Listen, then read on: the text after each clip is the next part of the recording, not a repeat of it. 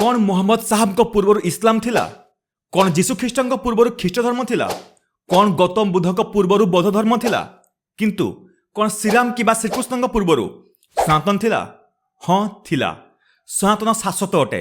यह केबे आरंभ होइनी कि यह केबे शेष हेबो नाही। बाकी सब केवल मत, धर्म नुहे। मत अर्थात जड़े व्यक्तिर अनुभव उपर आधारित विश्वास।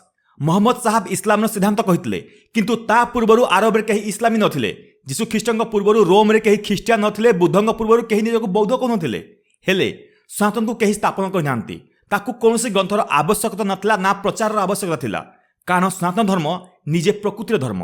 सूर्य किरण, वायु, जल, पृथ्वी, अग्नि एगुड़िक कौन व्यक्तिर विचार नुहे, सृष्टिर नियम।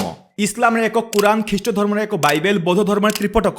किंतु सनातन धर्म रे वेद, उपनिषद, पुराण, रामायण, महाभारत, गीता, स्मृति, स्तुति एठारे गोटिए नुहे, अनंत मार्ग अछि। एठारे कौनसी एक पैगंबर नाहांती। एठारे प्रत्येक आत्मा ईश्वरंकर अंश। जणे सनातनी जन्म हुए, बाकी सबू तैयारी होती। मत शिखा जाए, धर्म भीतर जागृत हुए।